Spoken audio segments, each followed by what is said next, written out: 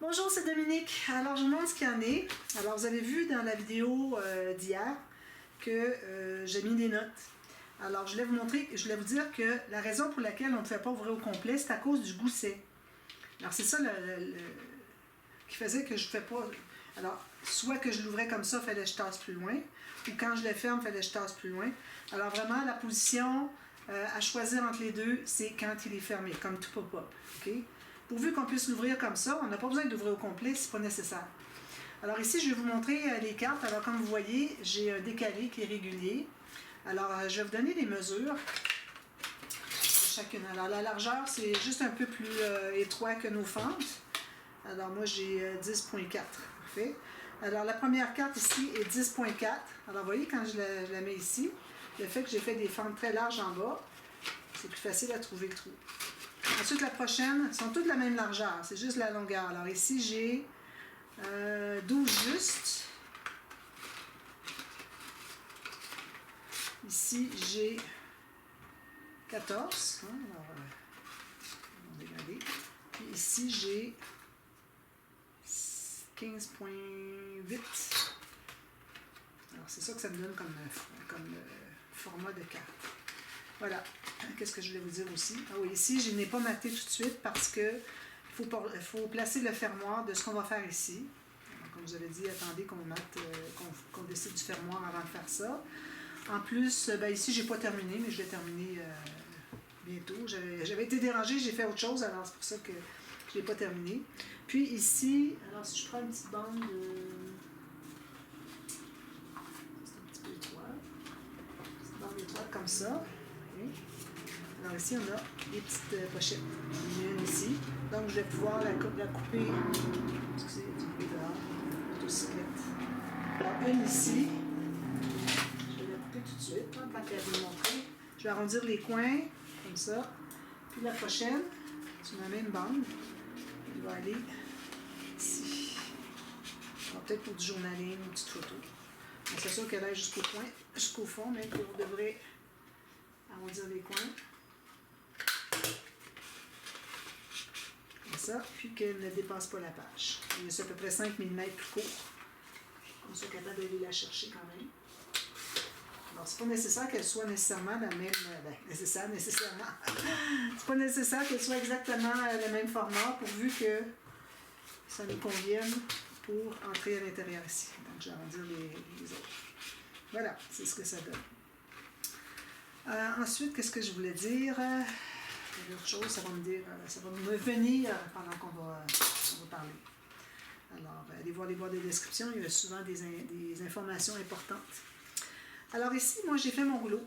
Alors, finalement, comme je vous avais dit que j'étais pour faire une petite interaction qui ne demande pas d'un rabat, finalement, j'ai décidé de la faire, mais sur quelque chose qui va être notre fermoir. Alors, c'est pour ça que j'ai préparé mon fermoir. Je l'ai fait la même largeur que notre grille-pain. OK. J'ai une bande de collage. J'ai 3 espaces de 3 mm. Puis, le reste ici mesure 8,2 cm. Alors, je ne vais pas tout de suite arrondir les coins. Je vais commencer par installer ma carte, mon fermoir. Alors, une fois que le fermoir est installé, vous allez pouvoir mater l'intérieur en bas du grille-pain. Ici, j'ai mis une petite carte. Je trouvais que c'était joli. Puis j'ai mis des petites incrustations autour. Alors ici, tout juste sur le bord de la page, la base de page, tout juste ici, puis, excusez, c'est pas bon. Puis j'essaie d'être la même largeur que le grille-pain. Donc je vais tasser un tout petit peu vers la gauche ici. Alors, ici, il faut qu'on soit tout juste en bas, sur la base de la page, comme ceci. Voilà. Puis, je peux même regarder sur ma table. Alors, je mets ma page bien droite ici. Je regarde si ça continue droit. Je dirais que c'est assez droit. Peut-être un tout petit peu ici. Voilà. Parce que comme ça, on sait si tout continue droit. Bon. Alors, là, ce que je vais faire le rabat boutonnière. Donc, on va avoir un deuxième rabat ici. Même largeur. Ici, j'ai mis juste un gousset de 3 mm. Okay, il n'y aura pas grand-chose dessous. Pour ce qui est d'arrondir les coins, on le fera plus tard. Ici, vu qu'on n'est pas tout à fait... Ici, je vais être pas mal sur le bord. Alors, je vais biseauter ma bande de collage de ce côté-là. Ici, on met ceci. Là, ça fait 2 fois que je fais des vidéos, puis je pense de mettre ma minuterie. Je m'en viens bonne. Bon, alors ça, on va le mettre complètement en haut. J'aurais pu faire qu'il se touche ici, mais bon, regardez, on a de la marge de manœuvre de toute façon. C'est correct. Alors, vis-à-vis l'autre, il faut que ce soit. Alors, vis-à-vis l'autre, ça veut dire que l'autre, si vous voulez savoir où est-ce qu'elle est exactement, il faut l'écraser le gousset. Vous voyez, on l'écrase pour que ce soit droit, puis on voit exactement à quel endroit on va placer l'autre carte. L'autre abat. Voilà, comme ceci. Alors, je sais qu'en l'écrasant comme ça, il est droit. Donc, lui, il arrive vis-à-vis exactement. C'est parfait. Bon, maintenant. Alors là, j'ai une bande. Tout ça, j'ai fait ça dans du 350. D'accord? Alors, ici, j'ai une bande moins large parce qu'on va faire une fente. Alors, si on ne veut pas faire une fente jusqu'au bord, pour pas que ça se déchire, alors il faut qu'on ait une bande plus petite. Alors, la bande plus petite, je l'ai faite pour qu'elle soit, pour qu'une photo 10 par 15 entre bien. Le 15, je ne suis pas certaine, probablement que oui. Mais bon, au moins j'ai 10,6 de largeur. Alors, si j'ai 10,6 de largeur, et puis ici j'ai 13, donc ça me donne quand même une bonne différence ici des deux côtés qui fait que notre fente, ça ne va pas déchirer. Donc, alors là, ce qu'on fait, on va commencer par mesurer. Un petit peu, il faut que je me souvienne. J'avais mis sur mon ordinateur un tuto que j'avais déjà fait, mais là, non, je l'ai perdu, j'ai regardé autre chose, puis j'ai oublié de le remettre. Mais bon, alors on va commencer par avoir, ici, il va y avoir une fente. Alors peut-être qu'on pourrait faire la fente tout de suite. Je pense que c'est ce qu'on va faire.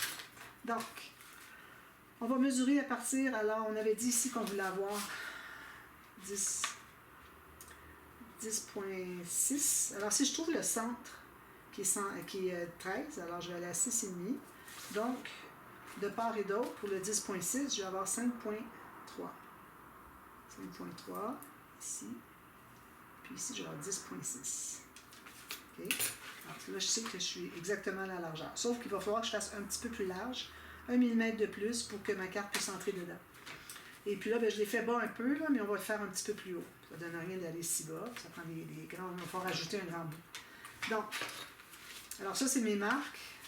Alors, je vais effacer celle-ci, on n'a plus besoin.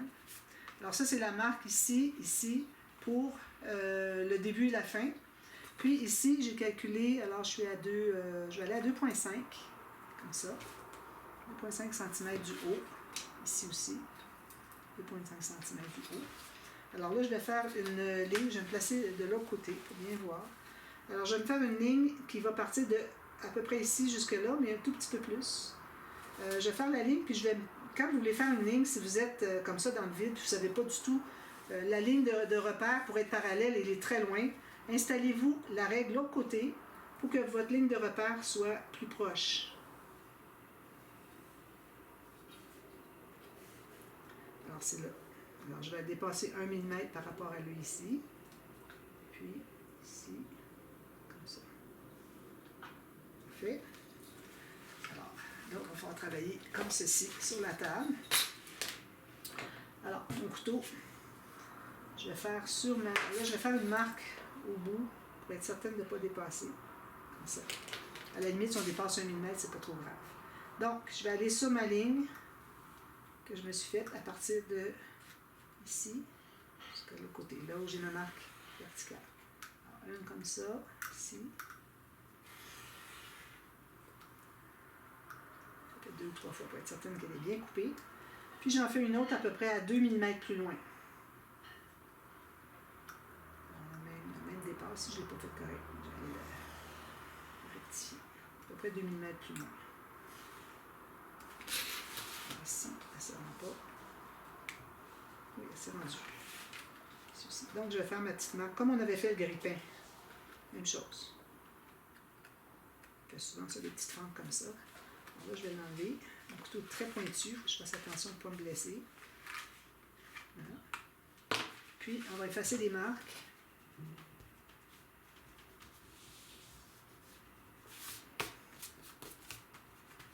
Comme ça.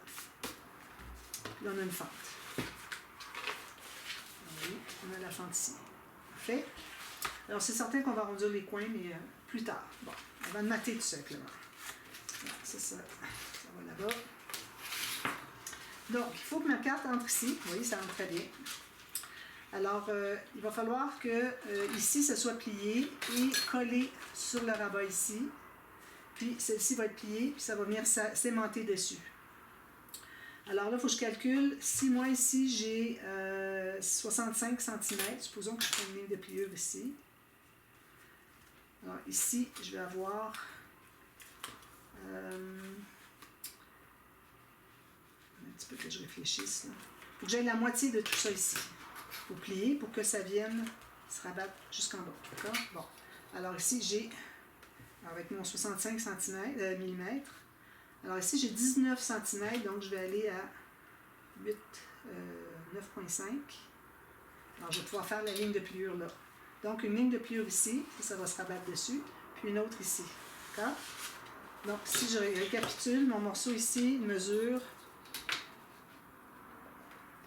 28 cm. J'ai une ligne de pliure à 6,5 cm, puis une autre à 18,5 cm. D'accord? Alors, je vais prendre ma petite planche. Si vous faites un autre format, ben là, il faut recalculer.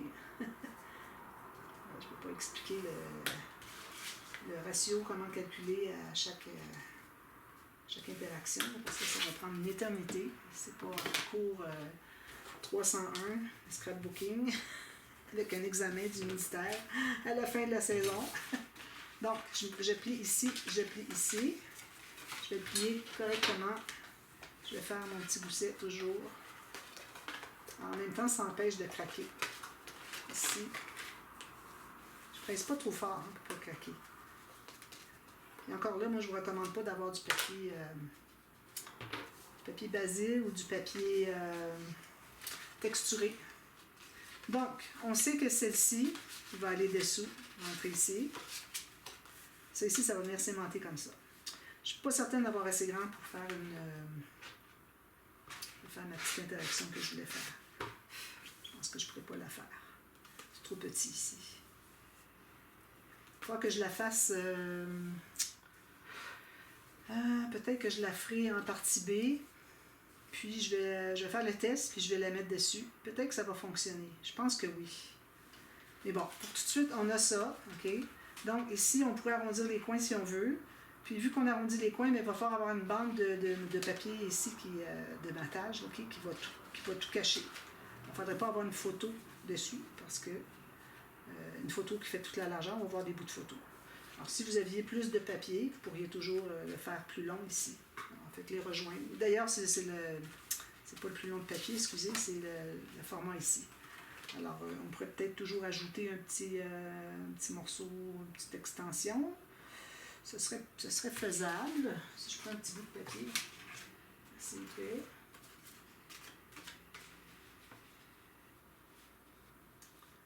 Il aurait juste fallu que je la fasse plus large finalement. Bon, on peut faire une petite extension. J'hésite un peu. Je ne sais pas si ça va fonctionner. Alors, tout juste la largeur ici. Je me garde une place pour coller, puis l'extension, ben, je vais le placer où est-ce que c'est que ça va arriver quand je vais les mettre ensemble. Donc, faites-le un petit peu plus long, vous, ce morceau-là.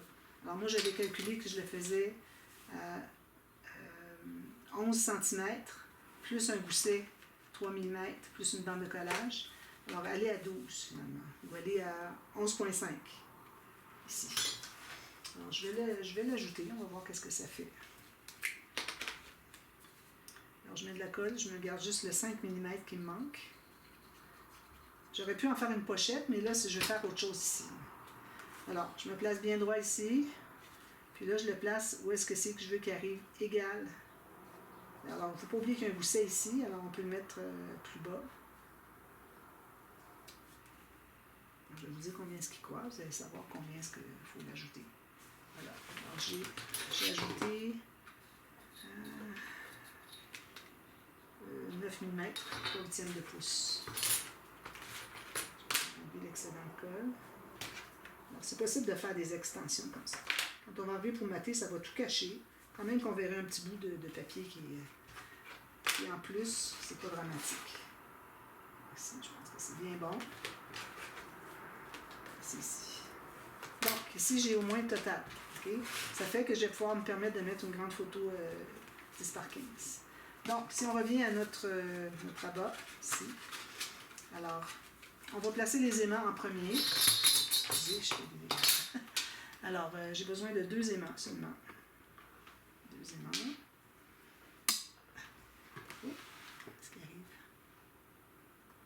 Excusez, là, j'ai justement une lumière à faire. Tiens, j'ai dû toucher à quelque chose.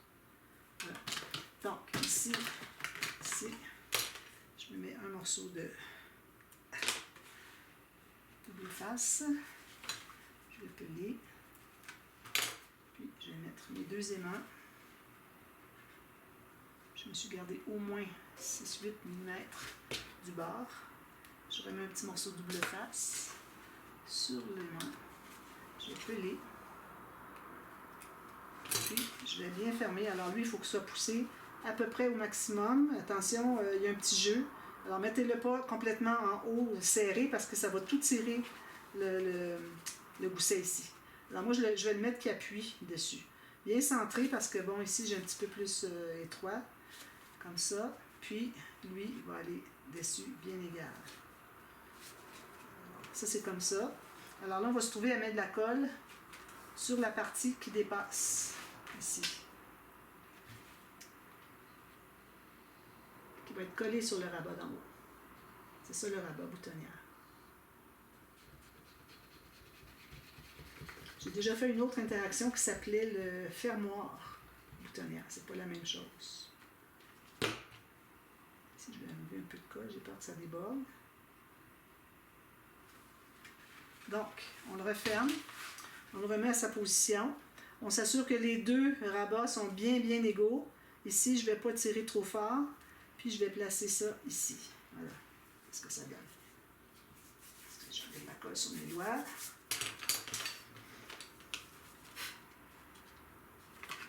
Je vais presser ici. Comme ça.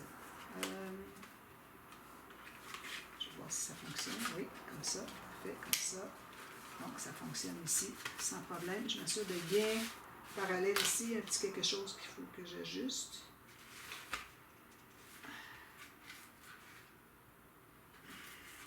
Un petit peu plus. Un petit jeu de 1/2 millimètre là, qui me fatiguait un peu. C'était pas tout à fait parallèle ici. Toujours pas tout à fait parallèle, mais c'est comme ça. C'est bon comme ça. Donc, vous allez coller votre petit rabat ici, sur le rabat d'en haut, puis ça va rentrer ici. C'est certain qu'on va arrondir les coins de lui. Alors, j'arrondis les coins avec l'arrondisseur de coins normaux. Petit. Ici. Et ici. Alors, ça se ferme comme ceci. Alors, ça garde les 2 rabats fermés. Ça fait longtemps que je l'avais fait. J'avais envie de le faire. Quand j'ai vu comme ça par hasard, je cherchais quelque chose sur ma chaîne. J'ai vu ça, j'ai dit ah oui, je cherchais des fermoirs. Alors je suis allée voir justement la série des fermoirs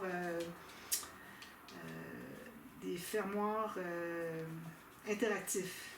Alors ça, c'en était un. C'était un album que j'avais fait dans le cadre d'un projet avec Scrap for Love. Et puis j'ai fait une série. Si vous voulez, je vous mets la playlist. Alors vous avez 6 fermoirs différents.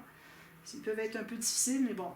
Vous avez la playlist pour aller voir les 6, si vous voulez trouver des idées de fermoirs. Ça, c'en était une. Donc, alors là, ici, on va mater ici, tout ça, les 2 côtés. Alors ici, ce qu'on va faire, on va mater si on veut avoir la fente, si on veut avoir 1 mm de chaque côté de la fente, il faut tailler comme 1 mm plus grand. Notre papier de matage va avoir 1 mm plus grand. Alors, ce que vous allez faire, c'est que vous allez prendre votre papier de matage. Supposons que ça, ce serait mon papier de matage. OK? Alors, vous allez le prendre un plus grand pour que vous voyez mieux. Alors, supposons que ça, c'est mon papier de matage. Vous allez le placer bien droit, peut-être avec le petit 1 mm. Vous allez le couper du bon format pour commencer. 1 mm tout le tour qu'on voit le papier de base. Ensuite, vous allez faire ceci, bien en position. Puis là, vous allez faire une marque au crayon comme ça. Alors, vous voyez, j'ai une marque qui n'est pas juste une ligne. J'ai le rectangle qu'il faut couper.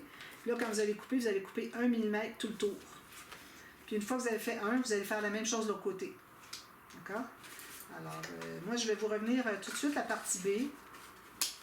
Tout ça va être maté. Il va rester à faire notre petite interaction ici. Alors, je vais en faire une. Ça me prend mon prototype. J'en ai pas de prototype. Alors, je pense pas en avoir. Peut-être que oui. Si j'en ai un, bien, je vais aller voir mon prototype tout de suite, puis je vous reviens. Sinon, j'en fais un, puis je vous reviens partie B. Puis on va voir si on peut le mettre ici. J'ai l'impression que oui. D'ailleurs, c'est la raison pour laquelle j'avais fait cette largeur-là.